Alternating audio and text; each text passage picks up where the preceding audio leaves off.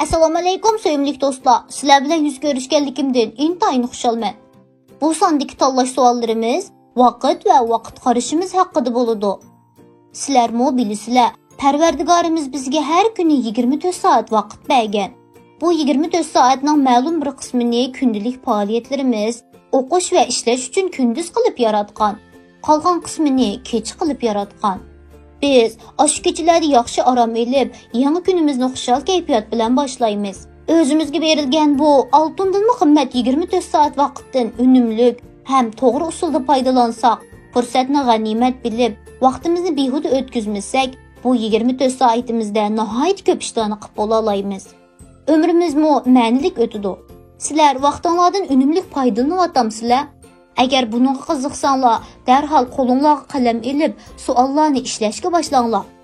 Birinchi savol: bo'sh vaqtlaringizni qanday o'tkazasiz? A. Telefonda yoki kompyuterda o'yin o'ynayman, kino ko'raman. B.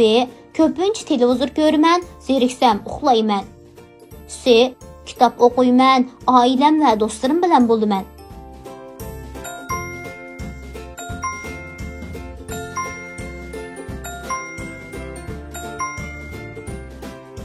İkinci savol: Kechda ko'pincha baldur uxlamsiz yoki keyinmi? A. O'zimga nisbatan baldur, ammo uydagilarga nisbatan keyin uxlayman. B.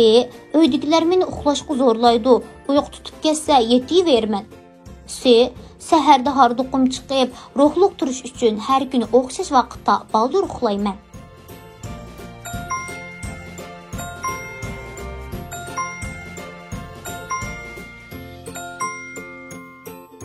Üçüncü savol: Maktabdan bergan topshiriqlarni ko'pincha qanday vaqt ishlaysiz? A. Ba'zida topshiriqlarimni uyda ishlashni unutib qolib, maktabga borganda ishlayman. B. Kechda uxlashdan burun tezli ishlab o'taman. C. Maktabdan kelib, ozroq dam olgandan keyin ishlab o'tib, bahuzur o'ldiraman.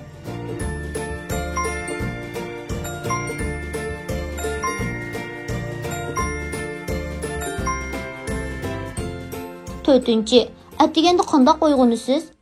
A. Ba'zida onam yuzimga suv chechib uyg'otadi. B. Soatning qo'ng'iriqini necha qatim etib o'tib, birdan bo'lsin uxlab olishga tirishaman. C. Kechda baldur uxlaganligim uchun atigini oson uyg'ona olmayman.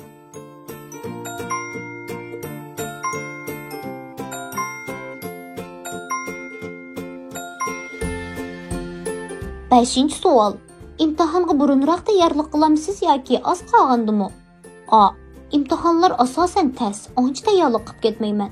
İmtihonning oldingi kunida oz to'la ko'z yugurtib qo'yaman. B. O'rganganlarimni unutib qolmaslik uchun imtihondan bir kun burun tayyorlik qilaman. C.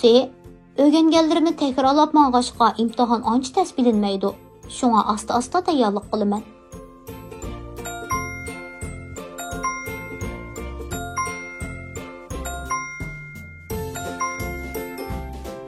Oltinchi savol: Biriga va'da qilsangiz, degan vaqtda va'dangizni turamsiz? A. Vaqt nihoyat tez o'tib ketadi. Shunga va'damda tura olmayman. B. Boshqalarga va'da qilsam, ko'pincha uni boshqalar esimga solmasa bo'lmaydi. C. Biriga va'da qilgan bo'lsam, dal vaqtida o'rindashga tirishaman.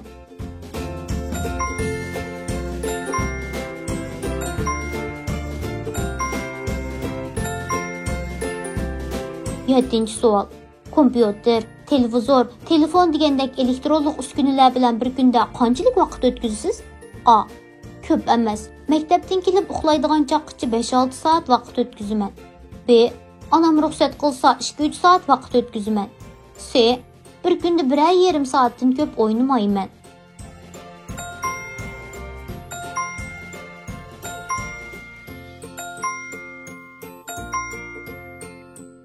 Sakkizinchi savol: Onangiz sizni uy ishlariga qarshi berishga chaqirsa, darhol qilamsiz yoki keyinga qoldiramsiz? A. Biror bahona tepib qilmaslikka tirishaman. Bahona topolmay qolsam, keyin qilib o'tay deyman. B. Onam qayta deb turib olsa, amalsiz qilaman. C. Davomli onamga yordamlashishga tirishaman. Buyurgan ishlarni vaqtida o'rindayman.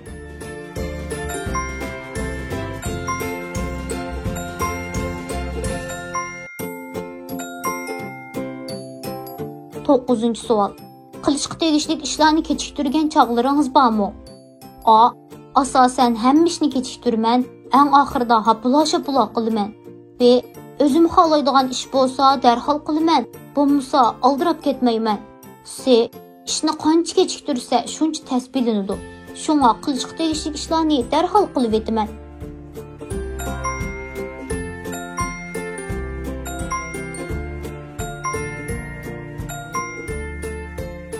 O'ninchi savol. Vaqtingizdan unumli foydalanish uchun nimalarni qilasiz? A. Alohida bir ish qilmayman.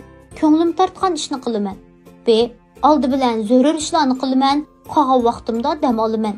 C. Bir kunda qilishga tegishli ishlarim uchun oldi bilan plan tuzib olaman. Ondan shu bo'yicha qilishga tirishaman.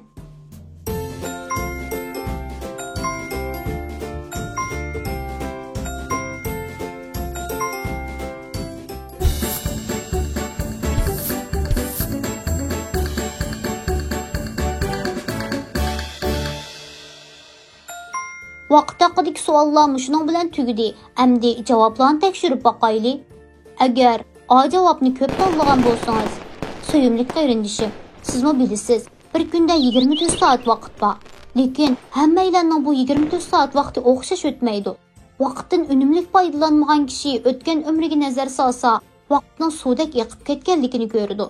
Hech bir ishni vaqtida qila olmagan, uyqusiga qona olmagan, ruhsiz ham horg'in bo'ladi. Vaqtidan unumli foydalangan kishi bo'lsa, har ishni vaqtida qiladigan, uyqusiga qinib aram oladigan, va'dasini vaqtida o'rindiganligi uchun hammalarning hurmatiga sazovor bo'ladigan kishidir. Siz bu ikki kishidan qaysisiga o'xshash bo'lishni xohlaysiz? Obdan o'ylaning va bundan keyin vaqtingizni qadrlang. Amsa biz sizga ishonamiz.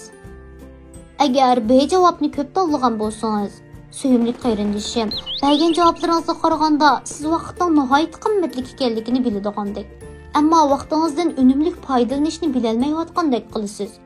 Ajdodlarimizning bugungi ishni ertaga qo'yma degan hikmatli so'zini burun anglaganmidingiz? Qilishga tegishli ishingiz bo'lsa, uni darhol qiling. Bir ishni kechiktirgan sari u ish texmi tasishib ketib, qila olmay qolasiz. Sizga yana bir nasihatim. Cho'nglarning yordamida o'zingizga kundalik va haftalik plan jadvali tuzib olsangizmi bo'ladi. Qaysi vaqtda nima ish qiladiganligingizni, uxlash, turish vaqtlarini oldin bekitib olsangiz, texmi qulay o'rinday olasiz. Qani bir sinab beqing. Qanday o'zgarishlar bo'ladi ekan?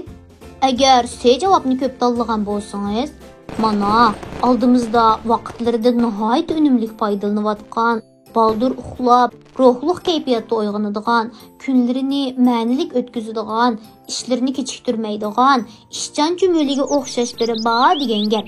Bu javoblarni berganingizga qaraganda, sizmi umrini tartiblik ham ma'nilik o'tkazishning naqadar yaxshi ish ekanligini tushunib yetibsiz.